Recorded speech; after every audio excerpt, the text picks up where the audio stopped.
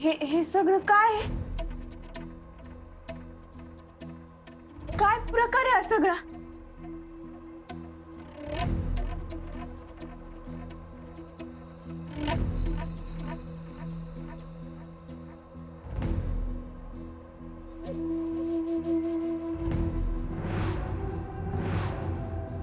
हा काय प्रकार आहे? मला काहीच समजत नाहीये. काय चाललंय हे? तुम्ही माई चेष्टा करताय ना? जसं मला लपायला सांगून त्यांची केली तसंच ना? नाही नाही, ही चेष्टा नाहीच आहे मुळी. या आधी होत होती ना, ती चेष्टा होती. काय मुक्ता, तुला आम्ही सून म्हणून स्वीकारलं, तुझे एवढे लाड केले, तुझ्यामुळं आम्ही बदललो वगैरे नाही. एवढंच काय नाही, तर तुमच्या दोघांच्या लग्नाचा जो घाट घातला ना, ती होती चेष्टा.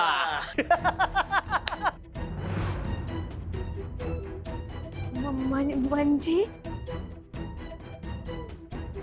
तुम्ही लोक खरीच म्हणलं मला गिळू पाहणाऱ्या मगरींची पाल कशी झाली? तुम्हाला काय वाटतंय, तुम्ही यातून सही सलामत सुटाल का? राव दादांना सगळं कळलं ना, तर काय हालत करतील याचा विचार करा. पळता भुई थोडी होईल तुम्हाला. अरे हो रे दत्ता मामा, हा, दादा आपलं काय करतील याचा विचार आपण केलाच नाही. याचा तर विचार आम्ही केलाच नाही, कारण हा प्लॅन दादांचाच होता.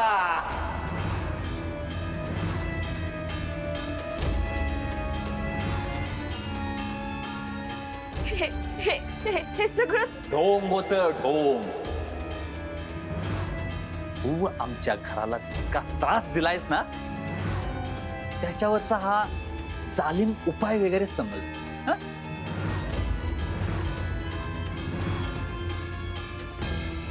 आता या क्षणापासून तुला मी माझी सून म्हणून स्वीकारतो. तुमच्या आनंदामध्ये भर घालण्यासाठी छानपैकी नाश्ता, थालीपीठ, चहा घेऊन आलोय. पण दादा, तुम्ही आला असता तर. समजून घ्या मला, आहे ना, मी आहेच, मनाने तुमच्या बरोबरच आहे. तुम्ही माणसं नाही आहात, सैतान आहात, सैतान. आजी बरोबर सांगत होत्या, विषाने तुडुंब भरलेलं हे शरीर कधीच बदलू शकत नाही. गरीबाचा चावा घेण्यासाठी सळसळणारे हे दात लचके तोडणारच. बिचारे मला पोटतिडकीने सांगत होत्या. मी त्यांचा विश्वास ठेवायला पाहिजे होता.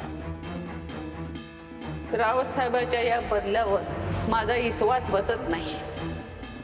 तो संशय काय माझ्या डोक्यातनं जाईना बघ. तुम्हा सगळ्या मूर्खांमध्ये ना आजीच शहाणी निघाली.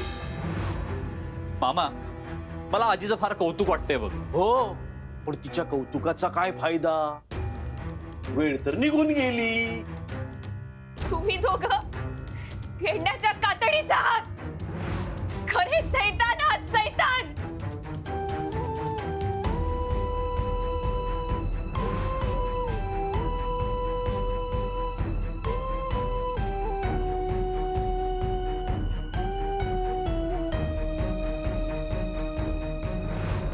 मला माहित आहे, त्या दिवस फटाक्याच्या स्फोटात मला मारायचा प्रयत्न हा तुमच्या दोघांचाच होता.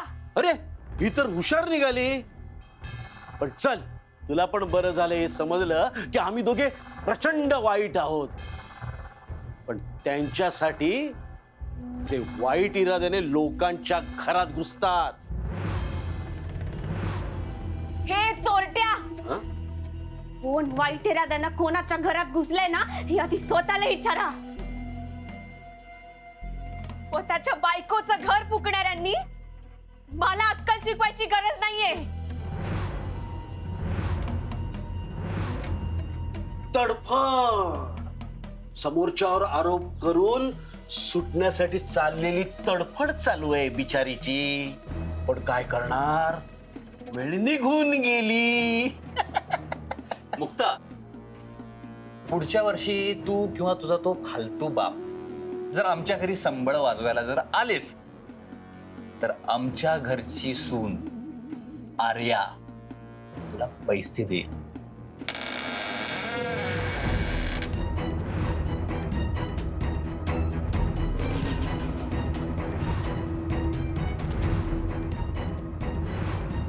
नगरकर घराची सून होण्याची लायकी नाहीये तुझी. तू फक्त संबळच वाजव. महाजाल याला म्हणतात, प्रचंड महाजाल.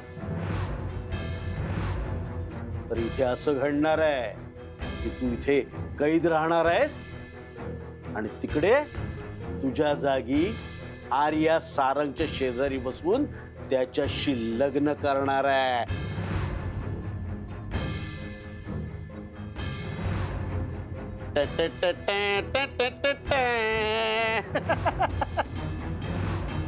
मामा, मला असं वाटतंय की तू फार तिला कन्फ्यूज केलंयस. अरे तिला समजेल अशा भाषेत तिला समजावायला पाहिजे की नाही. हे बघ, काय मुक्ता, आर्या तुझ्या जागेवर सारंग सोबत लग्नाला बसणार आहे आणि तिने घुंगट घेतलेला असणार आहे. तो तिला साथ देणार आहे शेवटपर्यंत. आठवतंय गोदामाईने काय सांगितलं होतं? परत येताना आपला चेहरा पदराने पूर्ण झाकून घे आणि गळ्यात मंगळसूत्र पडेपर्यंत चेहरा कुणालाही दाखवू नकोस.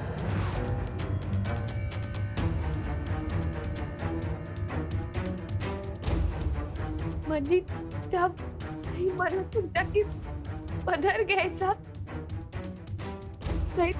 नाहीतर दोघांच्या आयुष्यात वादळ येऊ शकतं. त्याला म्हणतात महाजाल. मी छोट्या मालकांच्या आयुष्यातून निघून जावं म्हणून हा एवढा मोठा डाव रचला तुम्ही. तुम्हाला थोडी तरी लाज वाटायला हवी होती. पण हे जे तुम्ही केलंय ना, हे तुम्हाला भोगावंच लागणार आहे.